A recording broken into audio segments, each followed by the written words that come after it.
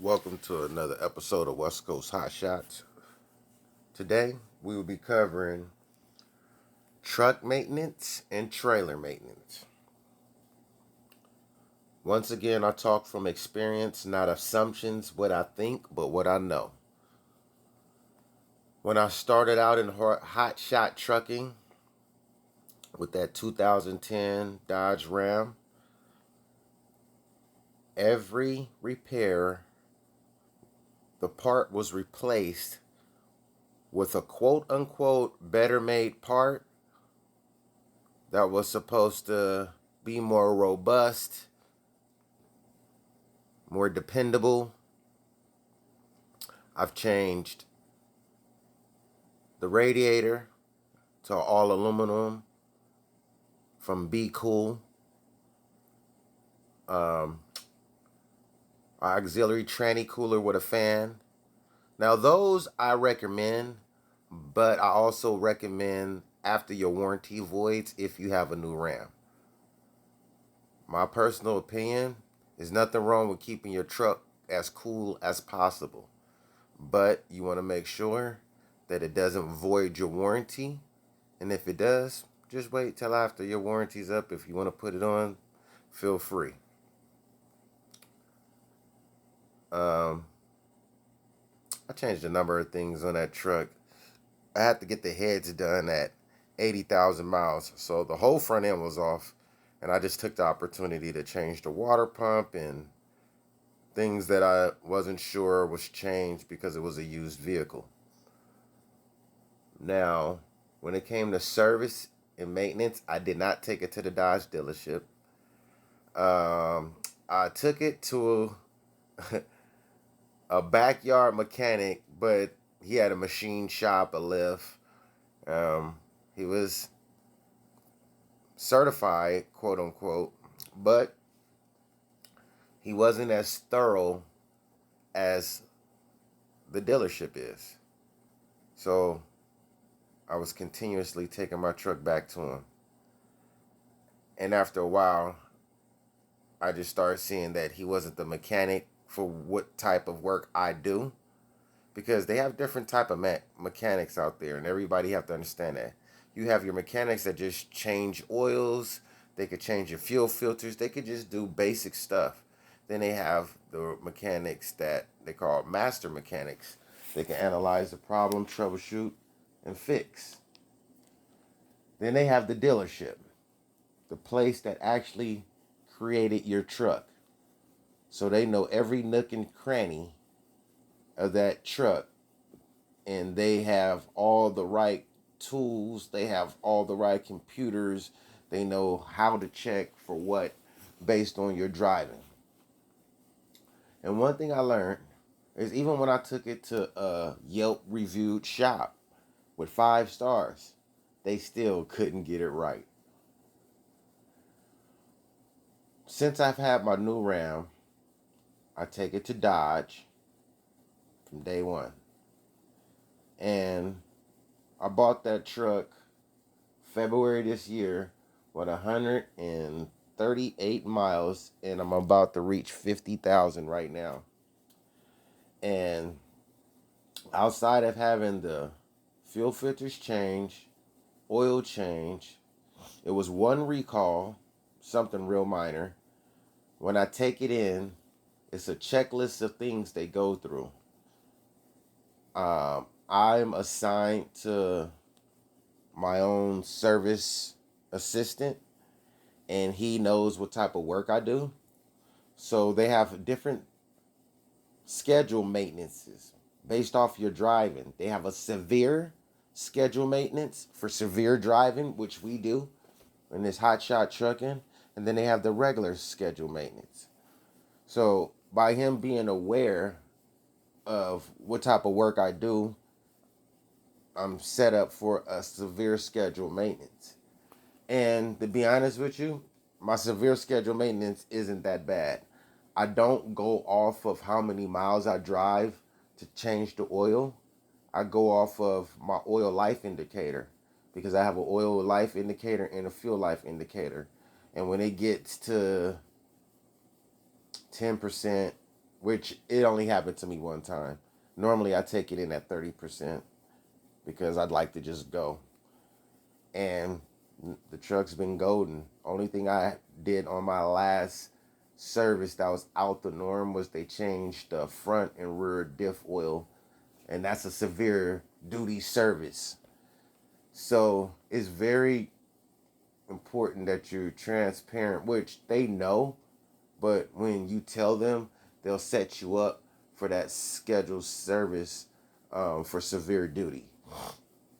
But yeah, that's it.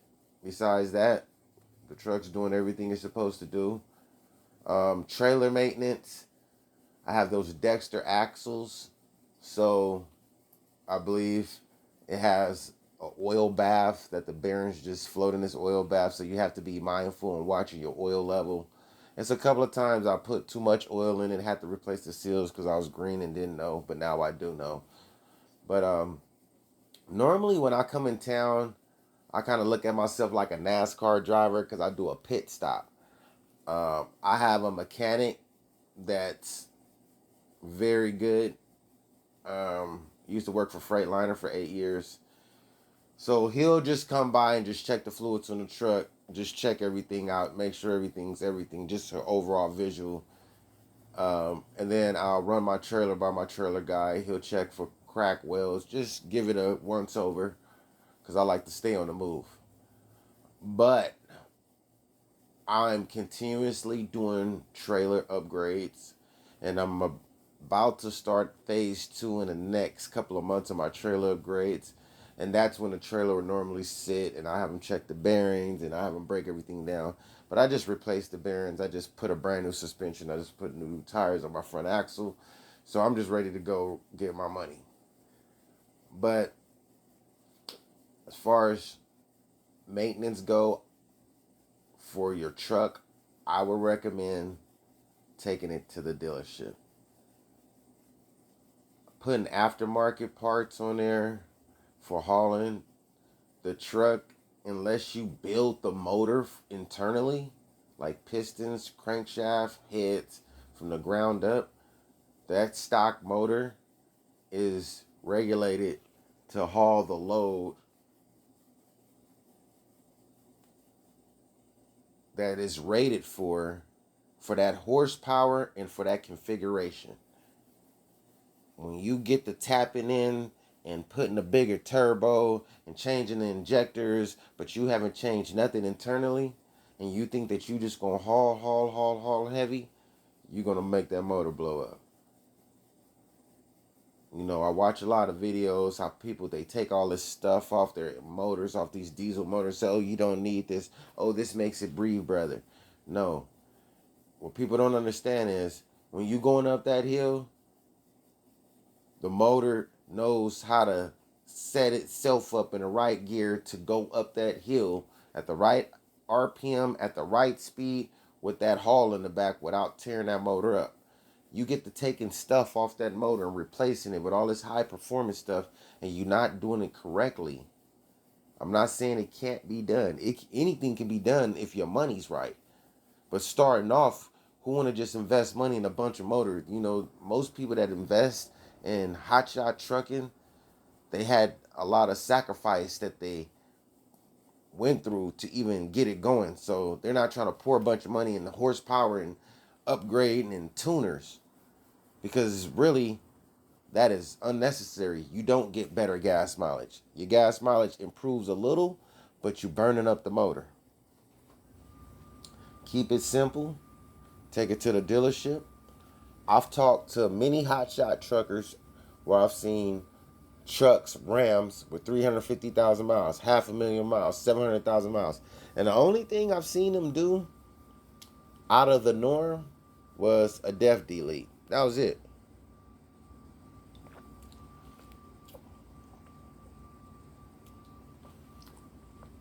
As far as the trailers, if you plan on upgrading your trailer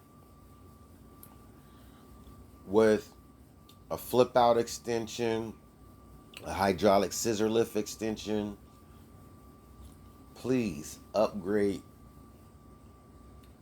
your suspension as well. It's very important. Very important. You're adding more weight to the trailer. Even if you replaced it with fresh springs, fresh suspension, and you don't go up on the weight rating, that's better than putting a bunch of new weight on that old suspension. I went with a higher rated suspension. I have 12,000 pound axles, so they're a total of 24,000 pounds. Well, I put 15,000 pound suspension. So I have a 30,000 pound suspension. With time, I'm going to eventually put the 15,000 pound axles, but they're $5,000 each. So that's really out of the question for here and the near future. But it is something I'm going to be doing. But that upgrade, I do notice a difference in how the trailer handles, how it handles under loads, and I'm happy with it. Plan on doing other upgrades as well with time, just to make it a more robust and stable trailer for what I'm trying to do. But one thing I always do when I drop the trailer off, I tell them check for cracked welds, check the U-bolts, check for any leaks, check for any uneven tire wear, because that'll let you know the axle isn't lined up. Check the wiring, adjust the brakes, because these have drum brakes, so you want to have your brakes adjusted. At least I take them in once a month.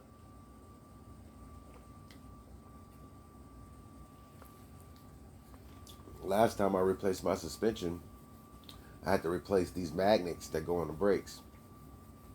So it's good to take your truck in to Dodge, because they have a checklist of things they go through. They lube the chassis. They go through everything with a fine-tooth comb. That's what you want. You want a place that understands what you do, and they make it their business to make sure that you're running in tip-top shape. Because if something goes wrong, they're held liable. They did all the service. When you take your truck to different shops and something go wrong, you can't pinpoint who did what.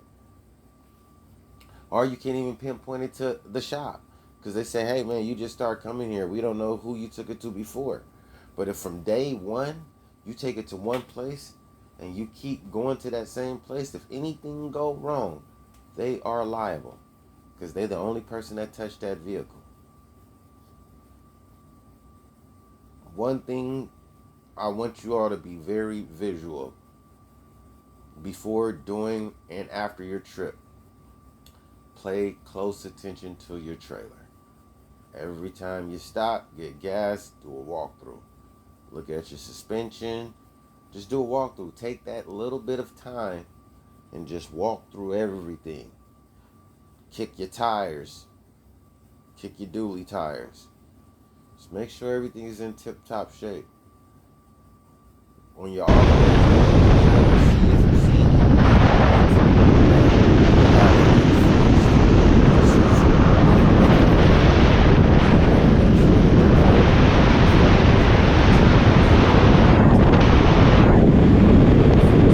another episode of West Coast House Shots.